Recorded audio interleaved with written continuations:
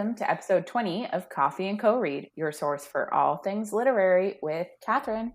And Kristen, where we believe there's nothing better than a hot coffee and an awesome book. Join us for a virtual book club where we take one book a month and dive into all the drama, adventure, and romance we can find. Hi, Catherine. Hey, Kristen. So we are continuing Throne of Glass this week. But before we get into that, we are going to talk book hangovers today. So do you get book hangovers? So I definitely get book hangovers, especially if I get like emotionally into a book. And I find that Sarah J Maas books, I generally will get a book hangover after I read them. But that's also likely because like I read her books as they come out. And each one always ends with something ridiculously insane. And then you're like, what the fuck is next? And you don't want to read about anybody else because all you want to know is what's next. Mm-hmm. So I don't really do that with any other authors that I can think of. Normally, I'll just kind of wait until the whole series is out and then read it. But I guess like Sarah J Maas and then the Carry On series, when I read that, I was really anxious for the next books. So I did have some book hangovers then. But when I do get book hangovers, I guess I just don't want to read about anybody else. So the only way that I find I can kind of like get over it is to do a reread of a book that I find satisfying. Right. So a lot of times I'll either read or listen to Pride and Prejudice, or I'll start this series. I'll start Throne of Glass and kind of go through that whole thing. And another one that I like to reread is Vampire Academy. Cool. Yeah. What about you? Do you get book hangovers? I feel like not really, but then at the same time, I have experienced them a lot, but only for a very specific type of book. So like it has to have a ton of action and like it has to be really emotionally involved, or ends on like a really crazy cliffhanger. So like again, same with me, Sarah J Maas.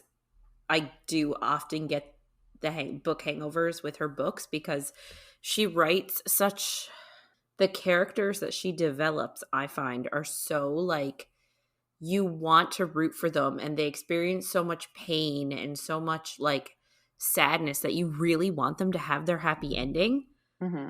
So like I just find that it's really hard not to get invested in those characters and want to keep reading about them, and like you just get lost in like this huge world that she creates. Like I think she's really good at world building and character building as well, and you just get lost in it, and like just such roller coasters of emotions and like twists and turns that it's so hard not to have a book hangover after her books.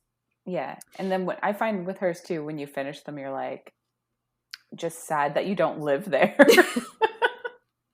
Yeah, 100%. And then you're also like, what do I do now? Like these people aren't real. Like how do I go on? Exactly.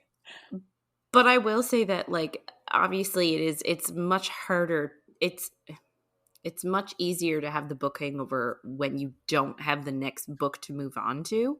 But I do remember when I did read City of Bones, I did feel the book hangovers there because I was reading them as they were coming out.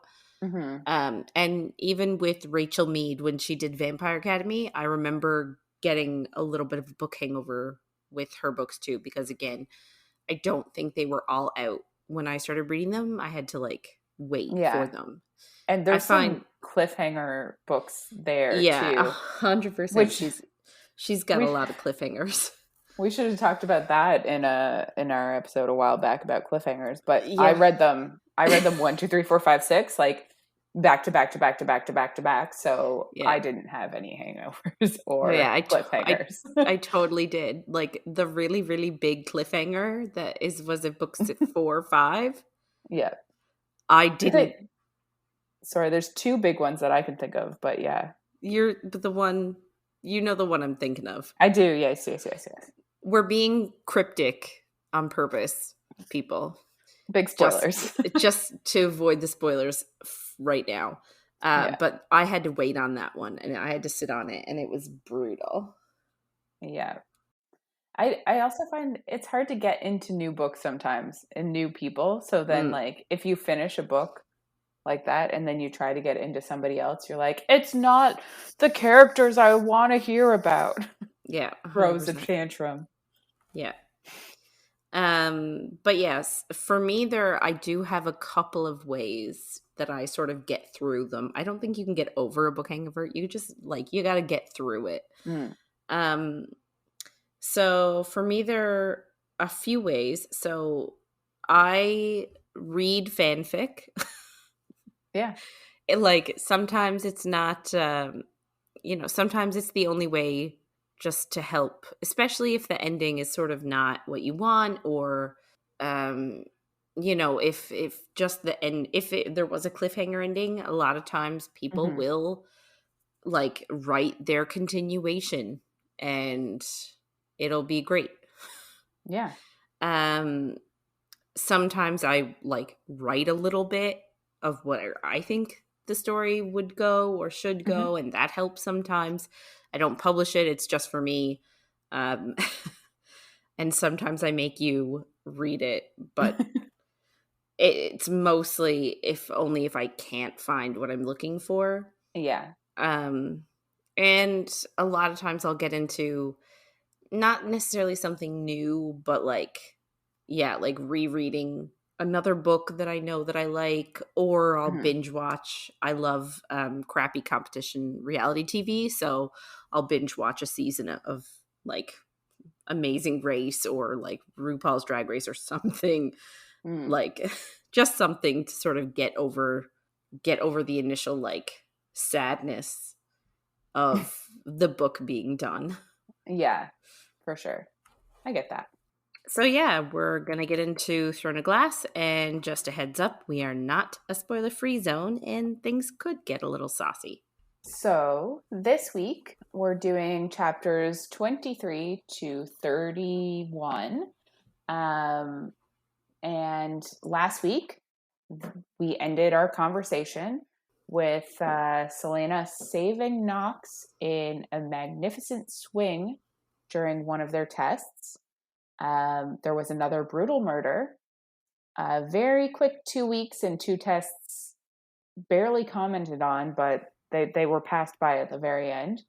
And then Celaena worrying that winning all of this may prove harder than she expected. So, chapter 23, I guess, this week, we start with Celaena wakes up to Kale in her room after a horrible dream where in the dream she was being whipped in Endovir. So So he's just he hanging out in her room watching her sleep. it fucking seems like it because she wakes up and she's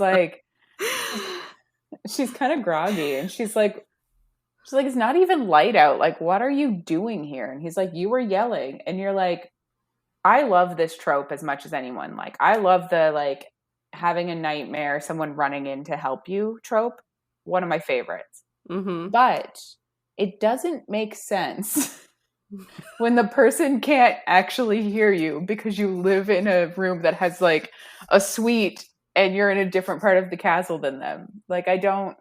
Yeah, he definitely didn't hear her from his room. He must have been close by. Yeah, so it's like you were going into her room anyway, I'm assuming. Because you have to go through the games room and the whatever to get to her room. Anyway, if this is. He basically just says that he's there to cancel her training because it's Samhuin. And she asks if there's a feast, because generally I guess there is. And Kale tells her that she isn't invited. She also asks him if he'll be summoning the dead or lighting bonfires. And Kale tells her he's not superstitious. And she says that the gods and the dead are closest to the earth on this day. And like they kind of go back and forth a bit about like, I wouldn't say that she's superstitious about it, but he's definitely not. I think she just has like a respect for the holiday maybe that he just doesn't have because he's grown up in this environment where the king is super against magic. So it was never something that he was allowed to believe, I guess, kind of how I'd see it. But he kind of just says that it's just about changing the seasons, and the bonfires are to like layer the field in ash to help fertilize them. And she argues that it's an offering to the gods to keep them safe. So it's a bit of insight into the holiday and into the different personalities of Kale and Celaena. But you can also see that it's similar to like what is it, Samhuin is what Yeah, we that's what call I was it. thinking. Like it's sort of Halloween-y, right? Like Day of the Yes, Dead sort of thing.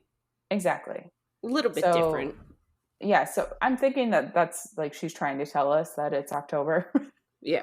October, November. I think that because like I think it's all leading up to Yulemas, which I'm assuming is a winter holiday, Yeah, like kind of like Christmas or Christmas. Hanukkah or something around that time of year.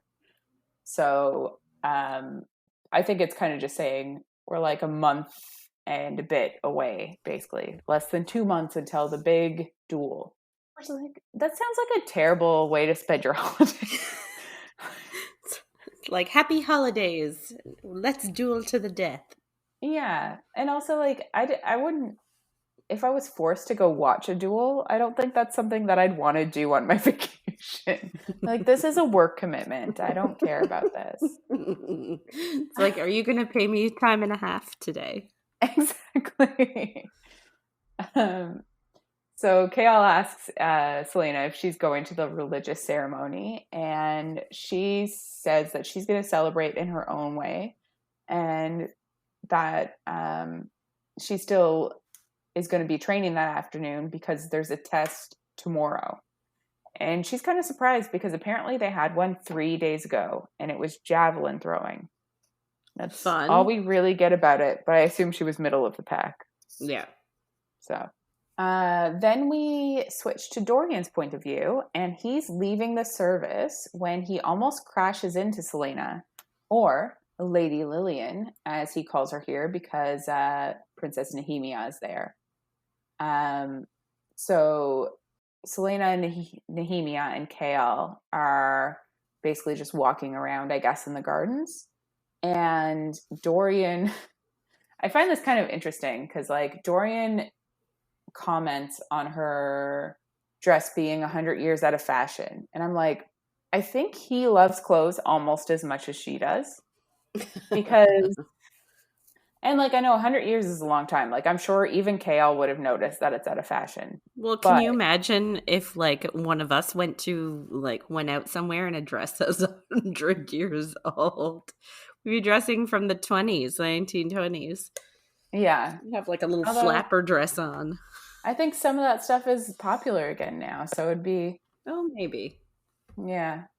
I know it's different. And in this specific case, it was because they were wearing corsets is the style, but she had to dress herself because all of her servants were gone to this religious ceremony. So she had to put on a dress that didn't require a corset. So it's Oh. understandable. Oh, she didn't have a servant to put on her I know. corset. I'm like, why didn't she put on pants and a shirt? I guess if she's going to go out, she has to look like a lady, but it just seems it's interesting. Yeah. So we're still in Dorian's head at this point, and it's kind of an interesting dynamic because he knows all the plans that are happening kind of like behind closed doors that are like being made against Nehemia's people. So Parrington is apparently trying to bring more forces to Eelway to crush them, and then he wants to kind of keep Nehemia as a hostage to force them not to retaliate. And Dorian obviously knows this, and he kind of wants to warn her, but he can't because everyone would know it's him.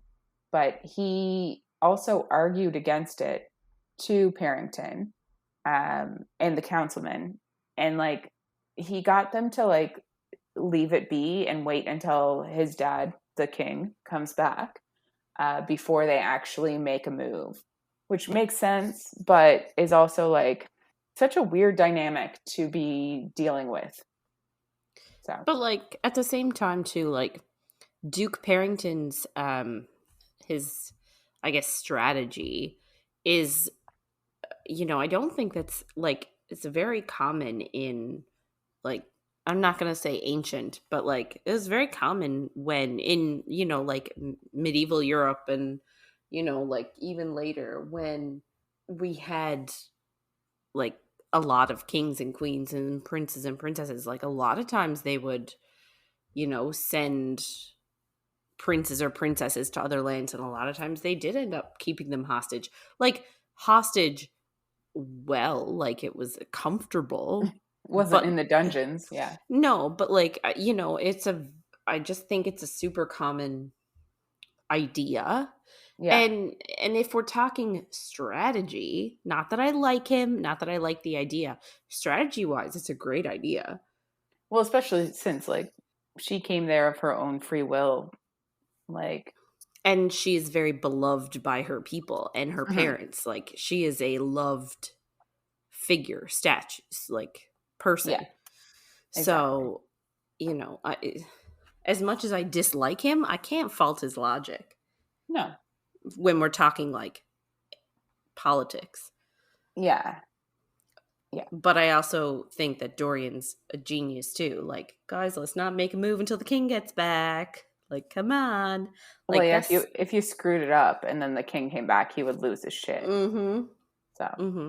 so we also get a little conversation where we understand a bit more how pissed Celaena is that she wasn't invited to the feast. So Nehemia asks if she's going, and she kind of throws Dorian under the bus here and says that it's his fault basically somehow, but he lies and said that she accepted an invitation to a party weeks ago. So like Nehemia is not dumb. She knows something's going on, but she doesn't really understand obviously why Celaena can't go anywhere. Well, at the same time too, um, I can't remember if this conversation is happening in English or Ilwe, and I say English. I don't actually know what The they all common tongue. the common tongue. I'm calling it English just because that's my common tongue. It could be who knows what language. Mm. Um, but yeah, so I guess they're having, like, I can't remember if this conversation is taking place in Ilwe or the common tongue. Mm. But, you know, Celaena and Nehemia can sort of say whatever they want in Yes. Ilwe. Like, no one else understands. So I feel like she could have simply just said to her in Ilwe, oh, he didn't invite me, and like I'm not allowed to go. Yeah. She But doesn't. that would just I think that would just like give more questions of why aren't you allowed to go. Yeah, So it does. Doesn't I make understand me both sides, but it doesn't make me want her to not do it any less. Like I still want her to do it, even though I know that it's smart not to. yeah, I agree. Um, so Nehemia also asks Selena to teach her the common tongue. And she's like, you can do it every day for an hour before supper. And this is a conversation that they do have in Eelway. And then Kale tries to say no. But Nehemia's like, I'm a princess. Like, you can't fucking say no to me. And I guess they're still walking in the garden at this point, and they see Cain weirdly kneeling in front of the black clock tower. The one that gave And everybody the creeps. yeah, so Celaena notices a mark that Cain must have like dug out. So like it's a mark in, I'm guessing, the pavement. Maybe there's some dirt over it, so he kind of like digs it away so that like he can see it. And Nehemia tells her it's a word mark and that they are part of an ancient religion that died long ago. Nehemia then kind of tells her to leave it alone, and she's very aggressive about it, which seems so strange based on their relationship so far. It was kind of like a Well, switch in her character. It just seemed weird. well, too, like so far we've only sort of seen them hang out like what 3-4 times, Mm-hmm. and right now they're just like polite sort of, Acquaintances. yeah, like they're not friends. And you know how when you first meet somebody and you want to put your best foot forward, so you like Mm-hmm.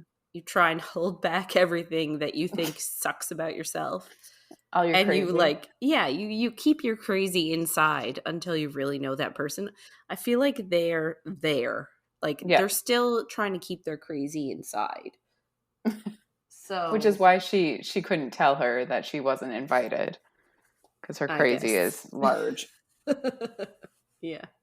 But Yeah. yeah, so I feel like this sort of like outburst, like, don't you Yeah. go like investigating Looking. those word marks, leave them alone.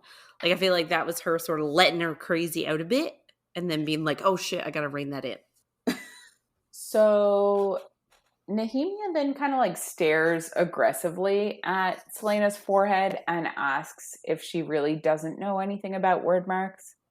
And at this point, we're back in Celaena's head and we're like, what the fuck is going on? This is the first time we've ever heard of word marks. But it's also the first time that Celaena's ever heard of them. And we Mhm. know that for sure because we're in her head. But Nehemia tells her that she's hiding something and that she's more than she seems, that Celaena is. Yeah, and of course she's hiding something. She's an assassin. Yeah. And Celaena does say that, like, Nehemia says it in kind of a, like, just matter of fact way. It's not like accusing her of being, Anything. yeah. So just interesting that she knows more than you'd think she does. Yeah. Maybe, or maybe she's just completely off. We don't know what she's thinking because we've never been in her head. So Celaena kind of agrees to help her learn in exchange for Nehemia teaching her proper eel way. So she says that Kale leaves her alone in the afternoon so they can meet up and they won't be bothered. So, like, Kale didn't agree to this at all, and he never would. But he's not around in the afternoon because he has to do his own job. So it's completely fine, and they're just going to meet up and Behind his back. learn each other's languages, basically. So that night, which is Samhuin, is she's lying in bed and it's around midnight and she can't get to sleep. She's kind of bored, and then she notices that, like, the tapestry on the wall is moving outward in the breeze, and that doesn't make any sense because they're in a stone castle. Mm-hmm. So she gets up and looks behind it, and there's a doorway there, and she opens it up and it's a dark passageway. So she takes, like, some candles, some yarn, chalk, and her makeshift knife, and she starts going down this passageway, which I thought was super smart because, like, she uses the yarn to help her find her way back. It's like she tied it on in her room and she's just, like, unfurling it as she goes. Can I just say that whenever anybody does this, it reminds me of this movie I used to watch when I was a kid. It's called The Princess and the Goblin. Yes. Did you ever watch that? Yes. And I don't even super, like, I remember this young girl, like way too young to be married, gets, like, kidnapped by the Goblin King because he wants to marry her so that he can become, like, king of everything. And there's, like, another boy who's, like, the hero, and he finds this, like, magic yarn, and it helps, like, it helps you find your way wherever you go. And like it's the same thing, like it you follow the yarn and it leads you out so you don't get lost, but this is like Yeah. magic glowing golden yarn. And now whenever I read anybody doing anything like that, like that's what I think of. And it's a super obscure reference, but I can't I help know. I'm it. like, where is it? Is it streaming anywhere? Because now I want to watch. I don't know, but yeah, there's my super obscure reference for the day. Yeah. So she is going down the passageway and she comes to 3 doors and she chooses the door in the middle and then kind of just keeps going straight because it's just easier. She does end up at a sewer and there are no guards or locks and there are boats. So she could easily escape at this point. And she kind of like thinks about it and wonders if maybe she should just leave. Yeah. But like you would, she decides it's not worth it now because she wouldn't get far and she needs food, she needs more clothes than whatever she's wearing right now.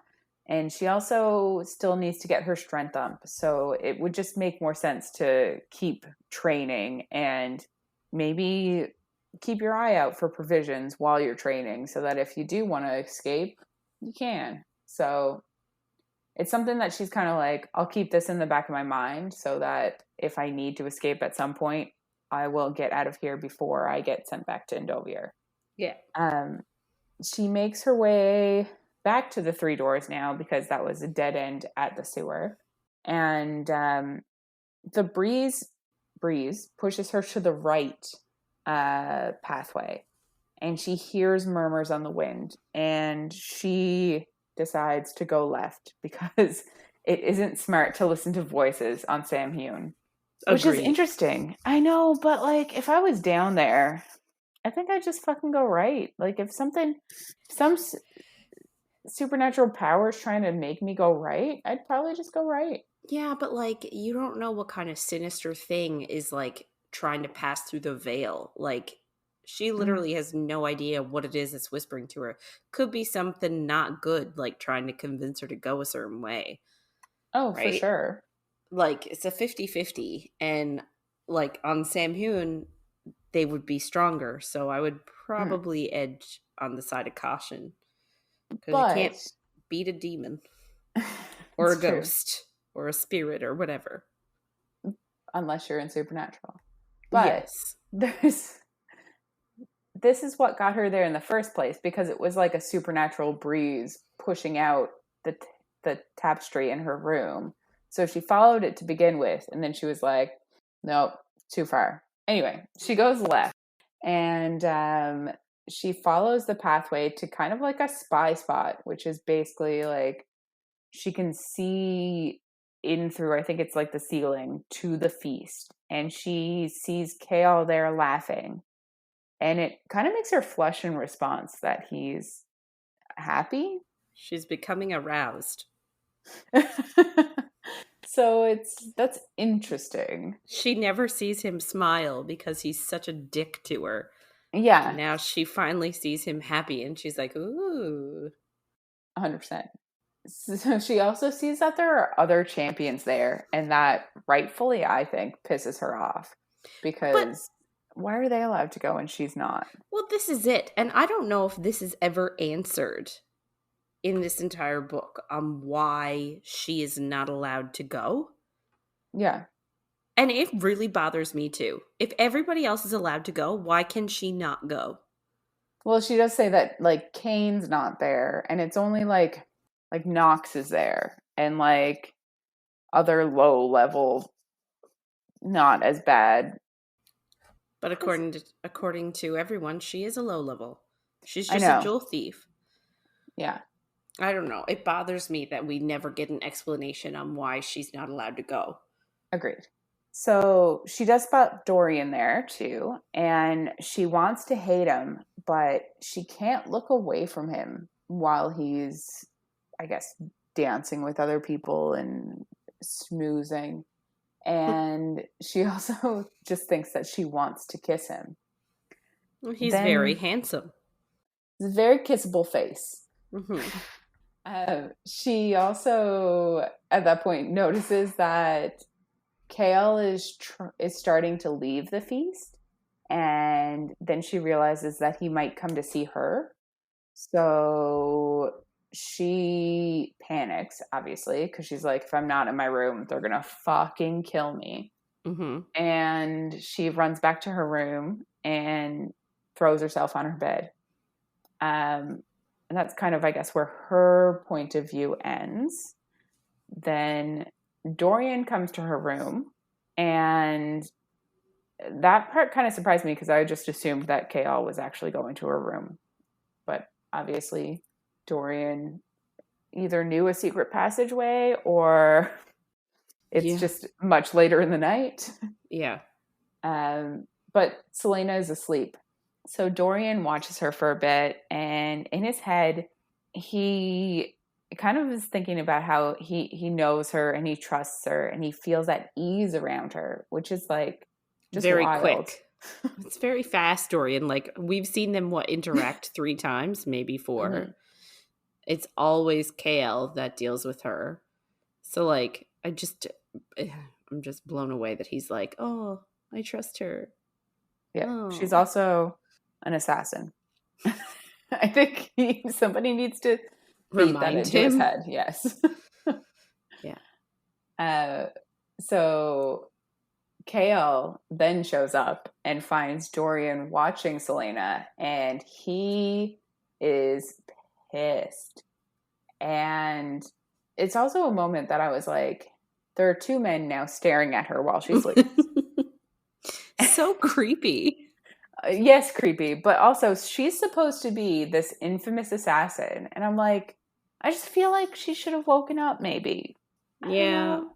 But, like, I guess maybe it depends on how far away they are. And, like, I Mm, also feel like maybe when you're an assassin, you turn certain parts on in your brain. Like, there's no way she can be on all the time. Like, maybe she can, like, turn her mind on high alert and be, like, dozing, and then that's how she wakes up if someone tries to sneak up on her. Or, like, but, like, if she feels like she's safe in her bed, then she wouldn't feel the need to, like, be a light sleeper and, like, wake up if yeah. someone's trying to sneak up on her. You know what I mean?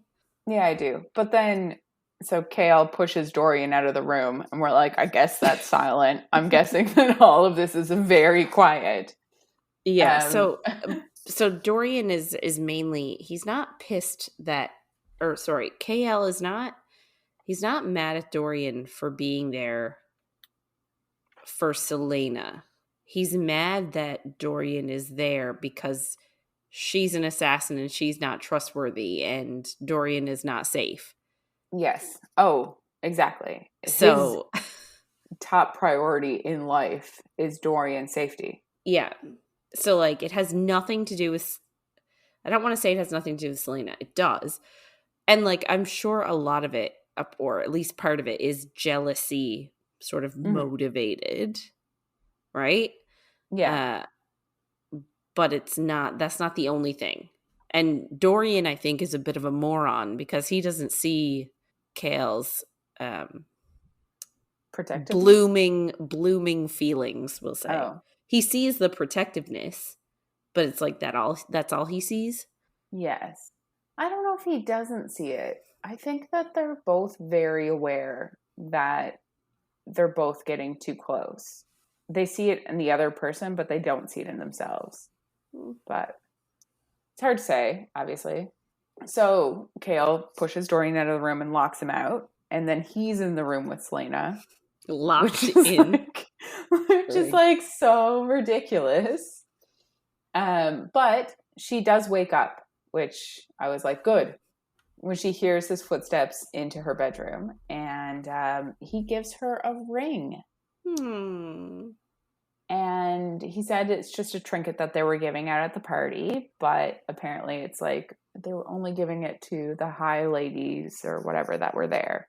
So, So he just stole one from the basket as it went by and gave it to her. but still, that's nice because she couldn't go to the party, so he brought her something back from it.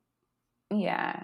And he had said that he would. So it does show part of his character that is good and that he'll like follow through on things. Like we know that he is a good person in what he thinks is good, which we have this conversation every 5 seconds, and I know that. But it's worth noting that like if he says he's going to do something, he'll do it. Yeah. So now we're back to Celaena's point of view, and we're in her dream, and she's following the right tunnel, which she refused to go down earlier that night. She gets there, and it's a tomb with 2 sarcophagi, and one has word marks on it. And which they're both wearing... which was that weird mark that Nehemia said earlier, like, don't follow this, don't look into this, like, don't even think about it. Yeah. So both of the sarcophaguses, I guess, are wearing crowns. Like the bodies, the image on the sarcophagus has a crown. Yeah, is what I'll say. Yeah. Yeah. Think old school sarcophagus with like the the image of the person laid out in stone on the exactly. the top. So one of them, the female, has arched ears, and only one half fae has ever married into this royal family. And the king is Gavin and the queen is Celaena. And Celaena, who is half fae, is apparently the first princess of Terrasen. And it's Brannon's daughter. And we heard of Brannon when we were in the forest on our way from Endovier to the castle. It had little fairies in it. Yes. So I would assume that Brannon is fae, and maybe he married a human and then they had a half fae daughter. That is the assumption I'm making right now based on not remembering. They don't have to have gotten married. That's true. Sorry. The only reason I say that is because I'm currently reading Circe. Oh, and yeah. It's Greek mythology based, so everybody is just having sex with everybody and having kids with everybody. That's fair. Yes.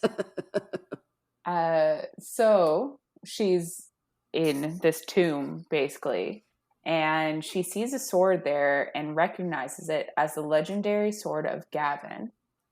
And he wielded it in the Fierce Wars and used it to slay the Dark Lord Erewhon.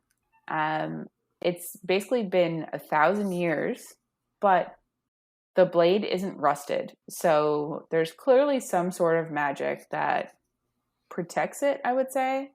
Mm-hmm. And Damaris is the name of the blade. So she knows all this just based on like regular history, I would assume.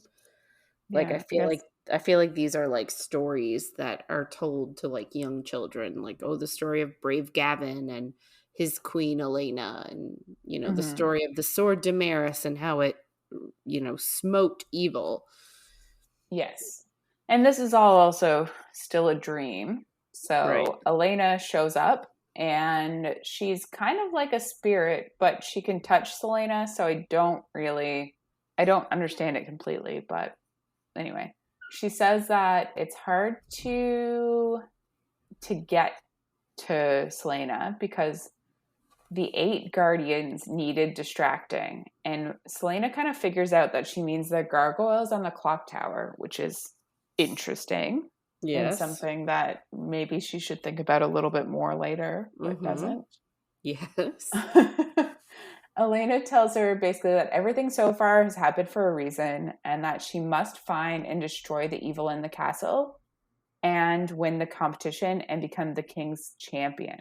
And she also tells her that the king's champion needs to be somebody who like understands the people's plight, basically. And then Celaena gives her something and tells her to wear it for protection.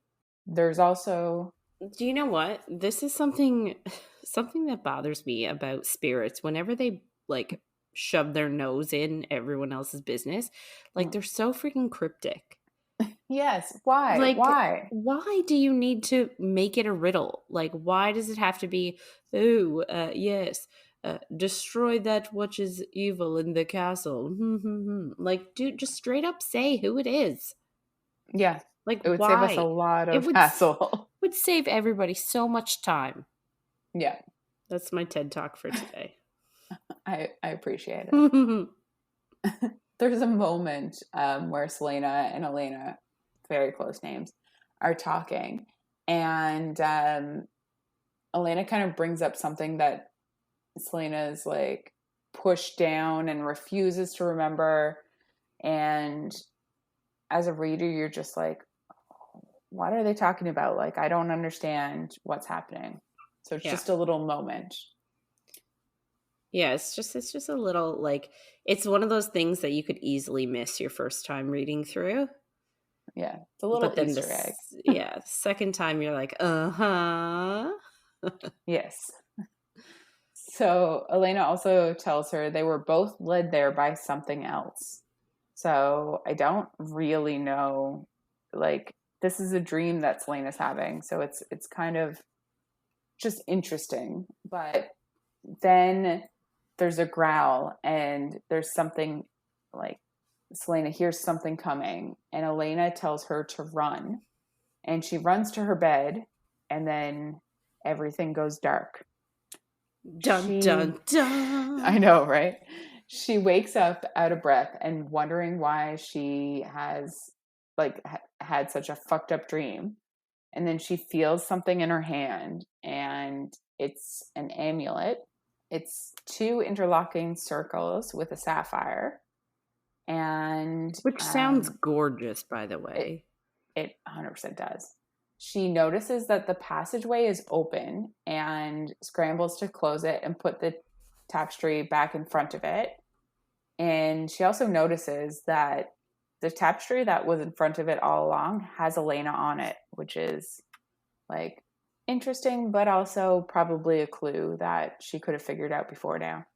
Yeah. So Celaena does put the amulet on, and because it is supposed to keep her safe, and obviously she would like to be safe. Especially when there's a weird, like, growly thing growling around, like, in a room below her room. Yes. And she already has been told that there's evil in the castle. So she, I guess, tries to get back to sleep. She's having a hard time with it. And I guess at some point she does. But the next morning, Kale barges into her room and startles her awake. And he asks her where she was last night. And luckily she knows there's like no real way he can know about the passageway that she went down. But obviously she's worried all the same because, like, why? Yeah. He would be anyway. Yeah, when he comes in questioning her, what does he expect? Or what does she expect? Yes. He tells her that the test for that day is canceled because Xavier, who was a thief, was murdered like last night. His body was half eaten. And he's like, he basically comes into her room, guns ablazing, asking her where she was. Like, did he expect that she had killed him? Like, I don't really understand where his headspace is right now. Because, like, there are guards outside of her door. There's no way she can leave. There's guards below her balcony. Also, the man was half eaten. Like, I don't understand why he, like... I'm actually wondering if maybe initially when he stormed in there, yes, I'm sure he stormed him to be like, did you leave? But also I wonder if maybe it was another thief was killed. Let me make sure that she's okay. And then when he saw she was, he needed an excuse for it. Oh, that is smart. Thank you. I didn't think of that. Good job. No, I like that. I wish we had been in his head at this moment because that makes it a lot more sense than, because I was like, what the fuck did, like, I was like, this seems ridiculous. Why would he think that? Yeah. So she does mention that she thinks that Cain could do something like that. And she sees him like praying she sees that he's like just doing things that she couldn't expect. She keeps remarking that like he runs faster than he should be able to. He moves faster. Like Mm-hmm. he's doing things that somebody of his size and sort of intelligence shouldn't really be able to do. And he's like drawing weird marks in the ground. So like that seems Yeah. sus to me. Yes. He's sus. Agreed. But her saying that kind of pisses Kale off more. I think he was already pissed. I think there's nothing she could have said that wouldn't piss him off. But he's like, he thinks that she's not taking it seriously, which you're like, you're only taking it seriously now because you think that maybe something will happen to somebody you care about.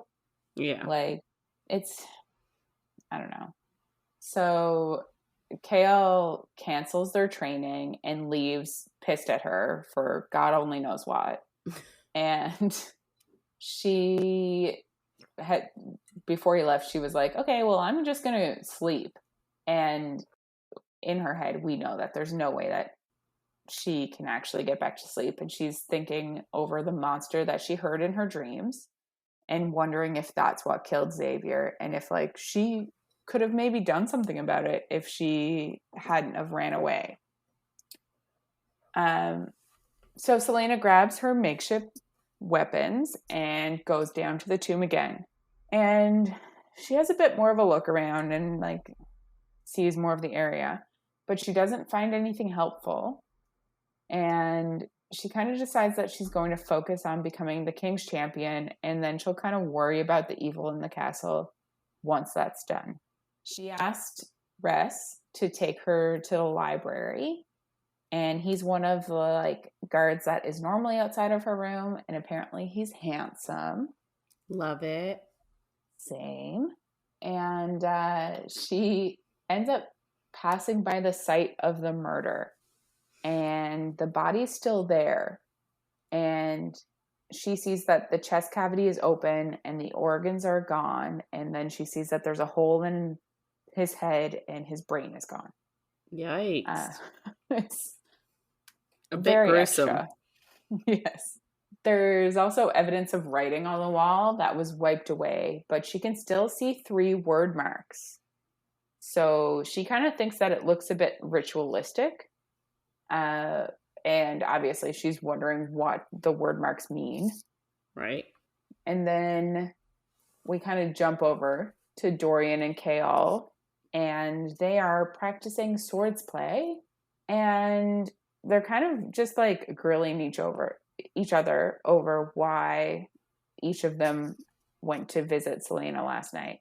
And they both basically just answer with, it isn't what it looks like. It's always like what it looks like. The dumbest answer ever.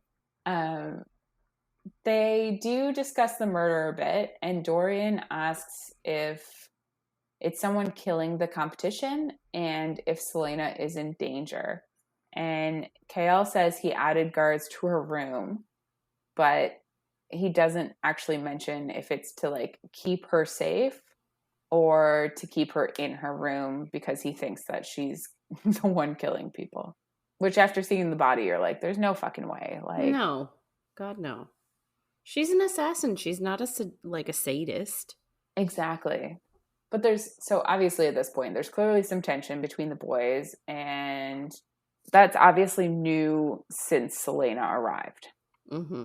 Yeah, so I guess our next chapter begins with Celaena having a lesson, like a speaking lesson, outside with Nehemia by the clock tower. And she's sort of staring at the gargoyles because Elena mentioned them as the guardians. And I guess Celaena is sort of like, well, what are they guarding? And why couldn't she be less cryptic about her advice? Which is what we said earlier, like 100%. If you're going to like offer advice, at least let it be helpful. Exactly. So Celaena has started seeing these word marks pop up everywhere, right? Like they're involved in the murders. She's seen them on the ground with Cain. Like she's just starting to see them around. So she asks Nehemia if she can read them because Nehemia is the one who told her that they were word marks in the first place. Nehemia like immediately shuts her down, saying, "Nope, like not at all." And it's sort of like "Oh, we kind of know you're hiding things, sis. Like, come on." Very fast. Very fast, yeah. But they just sort of keep chatting about the weather and travel and that sort of thing. And it's like small talk that we said, hiding they're crazy. uh, Celaena then sort of says that she wants to visit Ilway. And Nehemia's like, "Oh, if you want to visit, then you will." Like, she's very like, "Oh, if you're saying it out loud, then you will do it." She's like that sort of a person. Yeah. They also talk about the dead guy.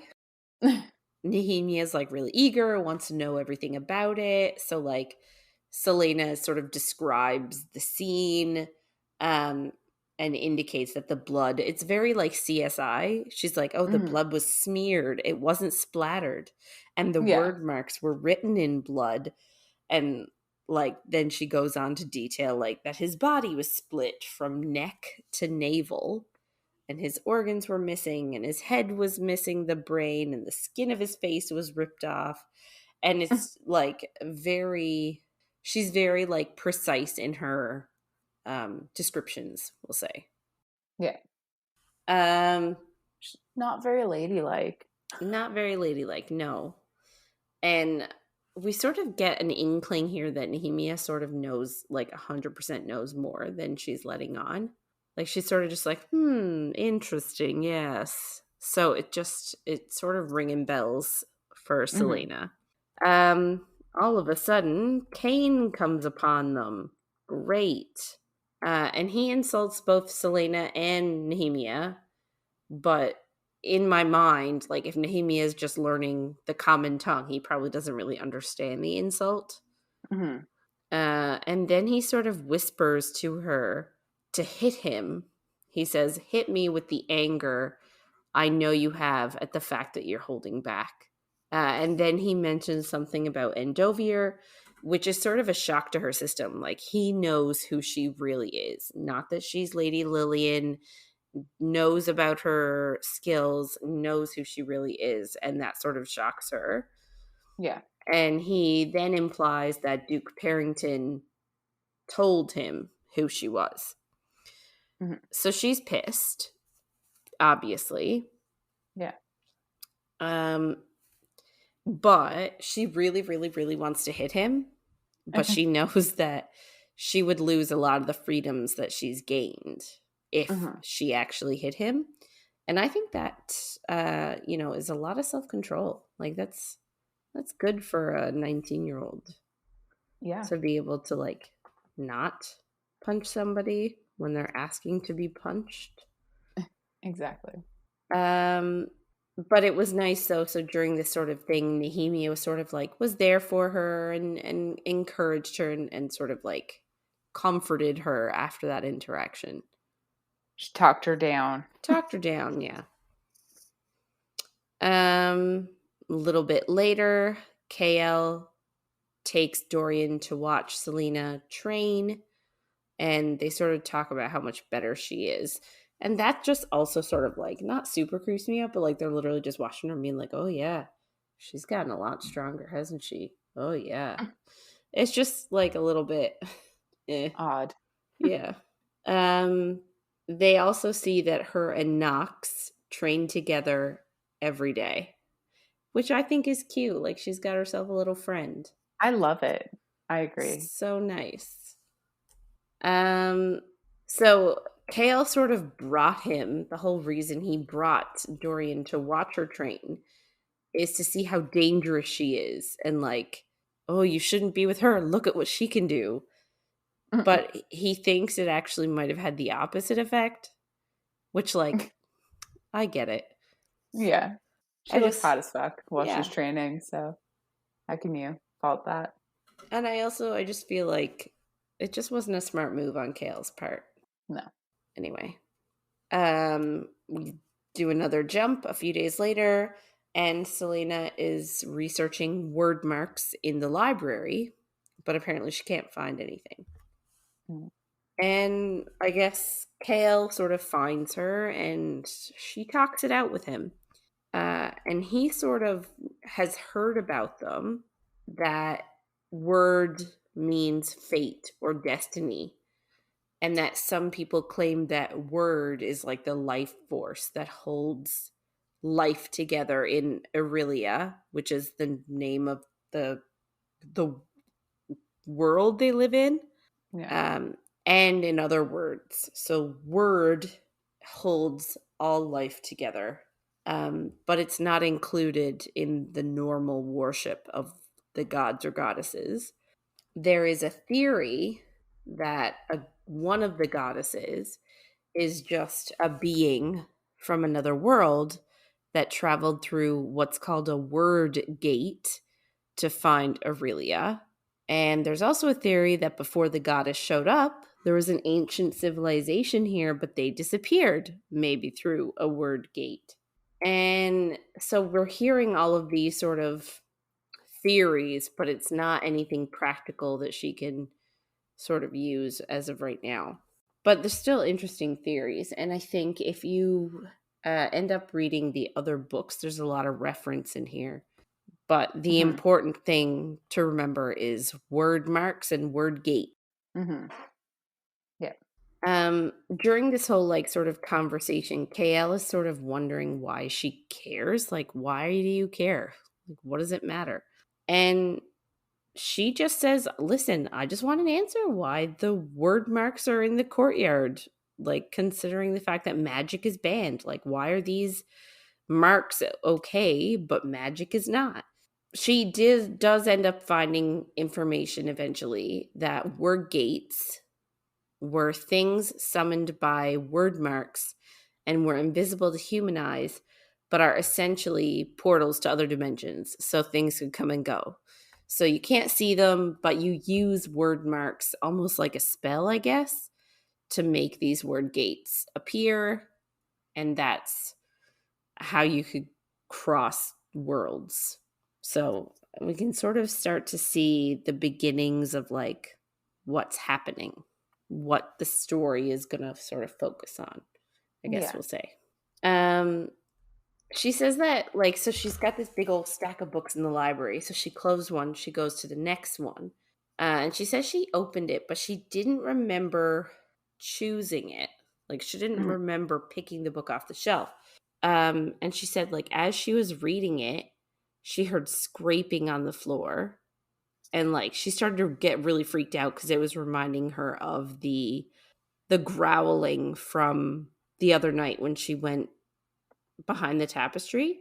So she starts to get like really freaked out and doesn't know what's going on. And turns out the whole time it was just KL like scraping the baseboards of the floor. So it's him being trying to be cheeky, but actually just being an asshole. Makes sense. Later on again, so we have another jump. She sort of is in her room. She's teaching herself how to play pool/billiards. I didn't know they were two different things.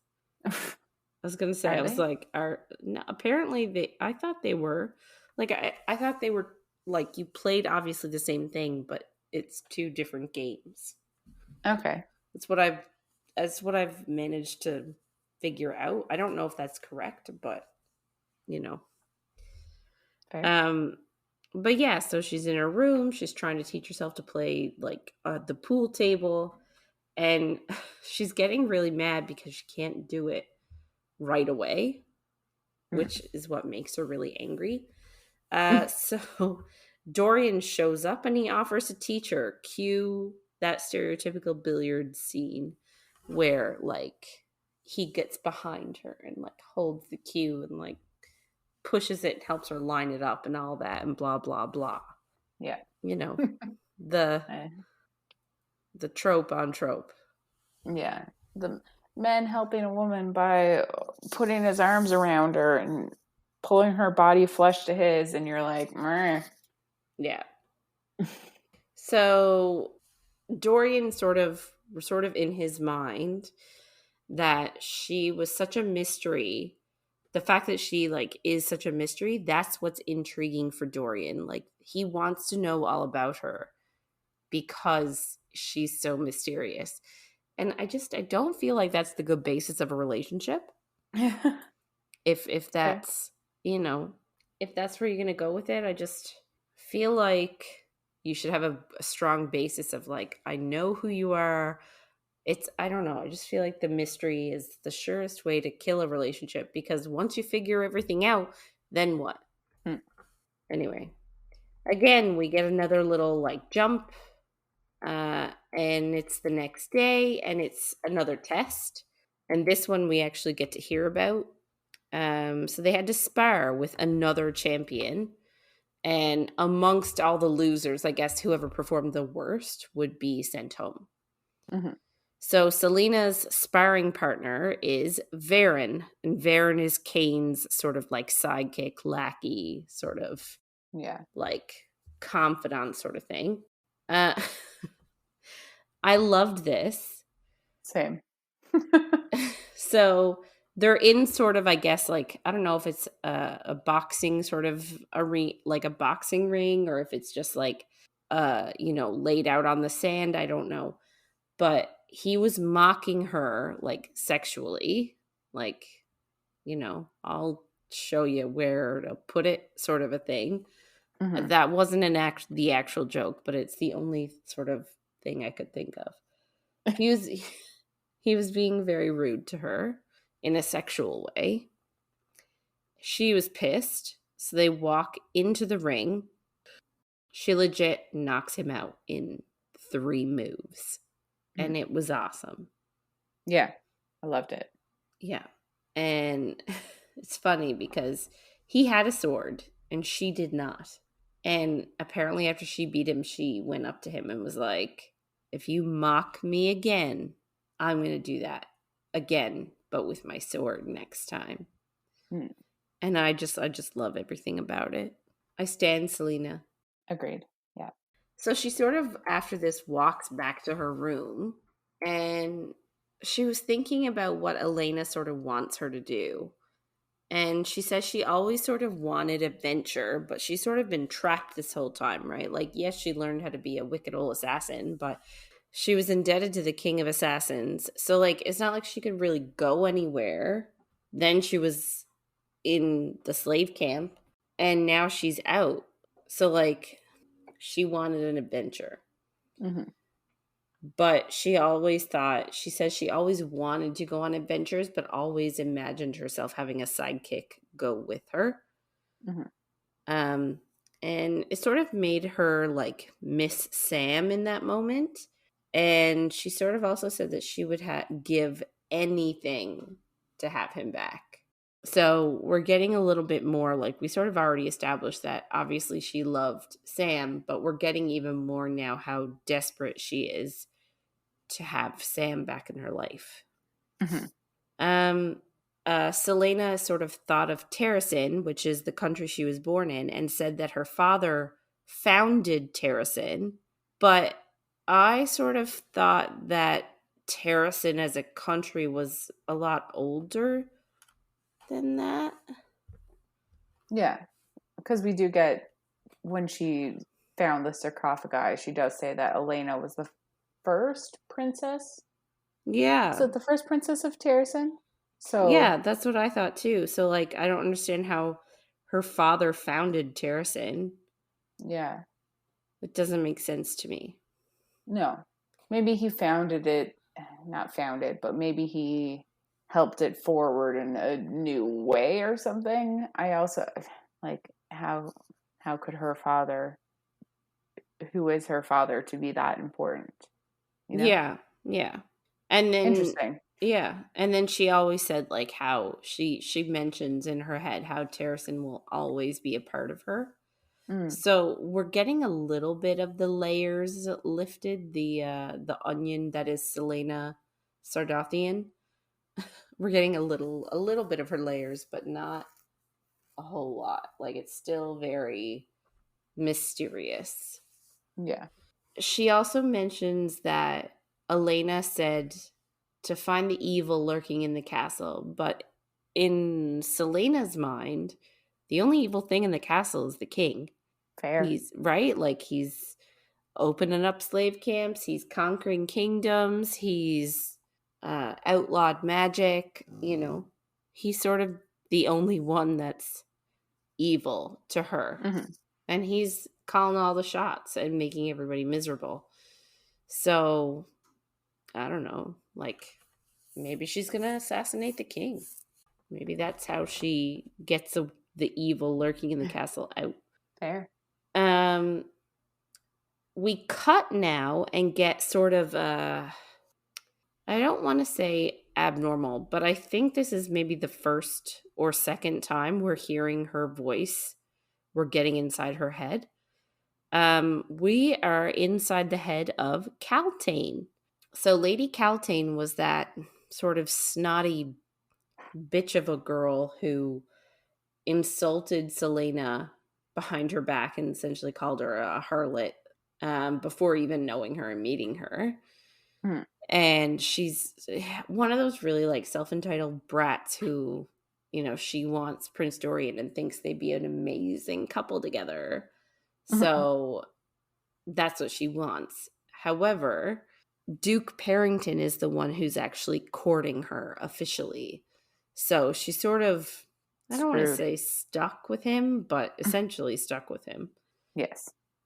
I will say that the queen thinks that she's suitable for Dorian, and thinks and says, she's beautiful and she's really rich. So the dowry would be good. And I guess she's having conversations with the queen to sort of endear her to the queen, to make the queen sort of push Dorian into marriage with her. Mm-hmm. Anyway, it's a bit complex, but that's the lives of kings and queens and princes and princesses. I feel like they have to do a lot of pandering. Yes. Anyway, she mentions that she's been having pounding headaches and terrible nightmares, but she's gonna suck it up so that she can get what she wants. But obviously something is going on with her. Mm-hmm. Because if it didn't matter, then we wouldn't be hearing about it. So obviously this comes into play a bit later. Back again to Celaena. She's training with KL again. And we sort of get the tally. Apparently there have been 5 champions murdered so far in total. And she knows that her and KL are not sleeping because technically this is his problem. Mm-hmm. Right? He is the captain of the royal guard, meaning he's in charge of the palace. And if he can't figure it out, then what the heck are they going to do? Mm-hmm. So this is his job. So she knows that he's losing sleep. She's losing sleep. Anyway, they're not going to let it affect them training. She opens up and says that Cain knows who she is. Mm. And she sort of wants him, I think, to get a little indignant about it. Like, what? But he just reacts so calmly in a way. He's like, it doesn't really matter. And then he's like, you're still going to beat him in the duels. And that's the one thing I did like about this scene is that it's cute how he's gone from, oh my God, you're an assassin, I hate your guts, to, oh my God, you're an assassin, you're super not trustworthy. And now it's sort of like, oh yeah, you'll beat him in the duels. It's fine. Who cares if he knows who you are? And it's sort of like, who are you and what have you done with KL? Exactly. So yeah, they're having a sweet little moment, and all of a sudden they get interrupted. The guards come in and say they've found another body. So this would be body number 6. This time, instead of making Celaena stay in her room, he takes her with him. And he's like, I want to get your opinion on it. So obviously, again, he's trusting her word here. Mm-hmm. So it just sort of shows that they're getting closer. This time, the dead person is Varen. So the sleazeball who Celaena beat in a fight in 3 moves, and it was glorious. Piece of shit. This time, he's dead. And it's all the same sort of configurations. Like, everything is the same. Mm. So she sort of starts to examine everything, and she examines the claw marks that were in the wall and the cut marks on the body, and she realizes that Varen was incapacitated so that he couldn't run away. So I don't know if like somebody broke his legs or like kneecapped him. I don't know what. But someone did something to him so that he could not run away. Then whoever did that summoned a creature, and the creature sharpened its nails on the stone before gutting Varen. And Celaena sort of points out that his fingernails are all broken because he was trying to crawl away. So, like, ew, yikes. Not a great way to go. I don't know. Can you imagine watching somebody sharpen their implement before they kill you? And no.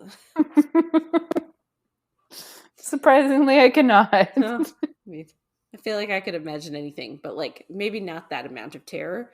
Yeah. But it's, yeah, like you just, even though he's a POS, like a piece of shit, I just for sure. I still feel like maybe that was a rough way to go. Yeah. So now she's starting to think maybe this evil force that Celaena warned her about and the whatever it is that's killing the champions, like maybe they're the same thing. Imagine. So, yeah. Which I think is like a good leap. Like there's some weird stuff going on.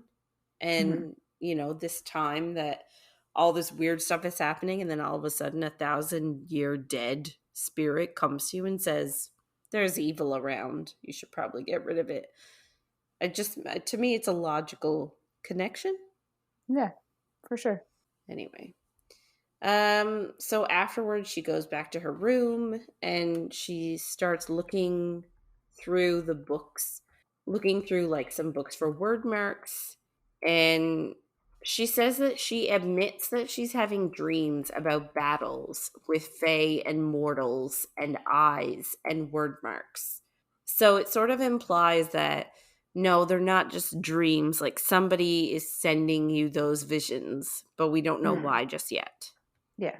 I guess she abandons this when Dorian shows up at her in her room. And I guess they start chatting like normal.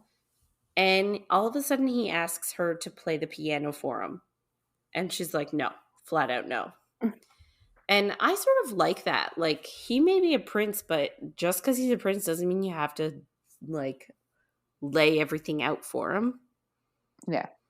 And, like, it just shows how personal, oh my God, how personal music is for her. Right? Because she was playing it to get swept up in sort of, I guess, her grief for Sam the first time he heard her. So you could tell. And then as soon as he like made his presence known, she stopped. So I like that that Sarah J wrote her to be like, no, I don't have to tell you. Like, you don't get all of my talents all the time just because you say so. Yes. Anyway, he asks her why she likes music, which I don't get. Like, how do you not like? I feel like everybody has music. Yeah, it's a hard. Like, how are you even supposed to answer that? Well, I mean, she does. She says that she loves it because she can lose herself in it. And that she is empty and full all at once. And for that moment, she's creating something instead of destroying something. And I love that answer. Yes. It's a bit personal to ask, isn't it? Yeah. Oh, definitely. Anyway, she sort of tries to change the subject, and she asks Dorian, why aren't you married yet? And I feel like on his part, I sort of feel bad because this feels like fishing for me, like digging. Like, why aren't you married yet? As in a you should marry me sort of scenario. Yes, I get what you're saying, yeah. Anyway, his response was, "I'm only 19." And I literally think that's the best outcome we could Yep. think of. Really. Agreed. He then sort of admits that he wants to marry for love. And initially, I thought Celaena would agree and be like, "Yes, let's marry for love." Not with him necessarily, but like, let's just marry for love. And Celaena sort of laughs at him. Yeah, I completely agree with you. Like, this felt maybe not out of character, but just more depressed on her part, maybe. But like, I 100% thought that she would also want to marry for love. Yeah. But yeah, so she was like sort of laughs at him and she's like, "You're not being practical. Like, you have," and it's one of those like, with great power comes great responsibility sort of things. Like, Mm. she thinks that because he is being given a crown, being given a title, he has the power to change things and to make things better. And the sooner he gets married, sort of the sooner he does that, I Yeah. feel like. So, Yeah. It's very rich coming from her. yeah. So, it's a very interesting stance for her to take, right? Yes. But at the same time, maybe she just wants what's best for the country, because right now the country ain't doing so hot, That's very fair, yes. right? You got a point. Um, all of a sudden, Dorian notices there's a silver ring on Celena's finger. Who do we think gave her that, I wonder? It's Kale. Yep. So Dorian asks, like, "Oh, who's that from?" But she doesn't say. She refuses to say anything. It's in this moment that she sort of realizes she likes him, like she's attracted to him. And I sort of feel bad because, like, you literally are wearing a ring that his best friend gave you. And Mhm. now this is who you're into? I don't know. She's very back and forth between the two of them the whole time. Yeah, that's true. So I guess we then skip to, like, we jump to KL's point of view. So Kale is in the dining hall and he's studying all the champion sponsors. I guess he's sort of hoping to get a leg up in the competition by, like, looking in on some other sponsors. And he notices that Parrington gets like a weird sort of look on his face every once in a while. Like, there are shadows covering him and his eyes clear and he sees the world for what it truly is. So it's like he's very observant and noticing this odd thing that's going on with Parrington. And he also notices that he's wearing like a really weird looking black ring. So that's something. We don't know anything about it yet. We won't for a little while, I think it Ages is. and ages.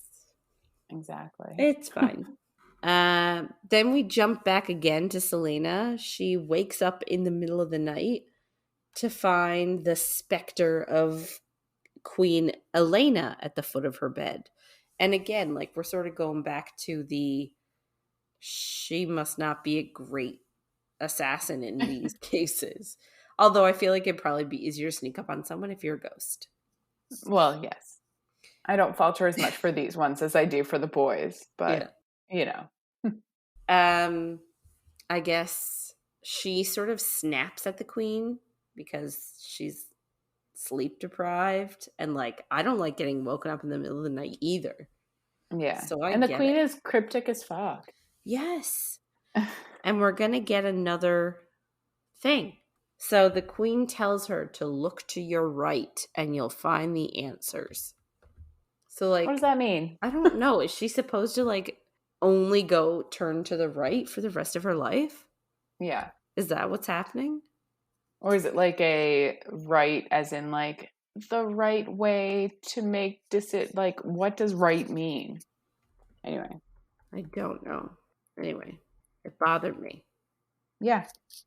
after this like specter visit, a couple of more weeks pass. There's a couple more tests. And then we come upon a day where she's currently like doing another test. And apparently another champion had been found dead a couple of days ago. So that meant there was only 13 of them left. So we're almost down to half. Today's test was poisons. So there were 7 goblets in a row, each held liquid in them, and everybody had to identify the poison and put the goblets in order from least to most deadly. Which again, it's giving me Harry Potter vibes. Yeah, 100%. Right? When she also had to do the potion thing. Yeah. And yeah, so they have to drink the one that they think is least deadly. Yes. Is the like big part of the test. Mm-hmm. So she started to like sniff the glasses and look at like if there was any oily residue or anything on all the cups. And she ended up getting stuck on the last 2. There was water in one of the cups and wine in another. And she was sort of stuck and was sort of just going to guess because she couldn't figure it out. And she looked over at Peller, who is like a baby-faced assassin, like he's a young gun. And he sort of is also part of her little inner circle with, what's his face? Knox. So she looked over at him. He was right next to her. And like, wink, wink to Queen Celaena, because Queen Celaena said, always look to your right. Mm-hmm. And this kid was to her right. Yeah. So she remembered sort of something on the first day when they all introduced themselves, that his expertise is in poisons. And he sort of subtly tells her about her last 2 and where to put them on the scale of least deadly to most deadly. Mm-hmm. So she does exactly what she says. And she was a bit concerned about it at first. Like, ooh, should I be doing this? Like, you know, should I trust him and whatever? But she does what he told her to do. And she drinks the wine. And she wins. And Peller also wins because he also got them all correct. Yeah. And the tests are always about who loses leaves. Yeah. So anyway. Yeah. So it was nice. Yeah. That he sort of helped her and then she took and actually trusted his response. I like that. Yeah, me too. And that's it.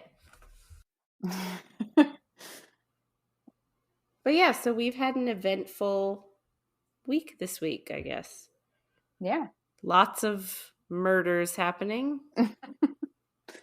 It's true. And lots of like burgeoning feelings, I'll call them. Yes. Possible love triangles. Ugh. Yeah.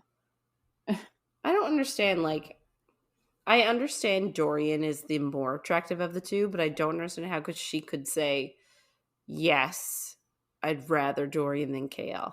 I don't think she can decide, or that's what they're that's what it's trying to be like. But I don't know. There's a lot to it.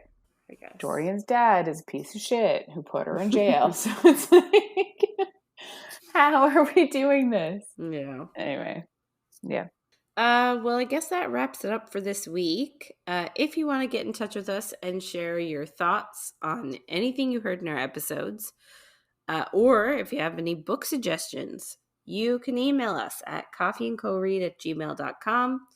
And be sure to check us out on Twitter, Facebook, and Instagram at Coffee and Co-Read.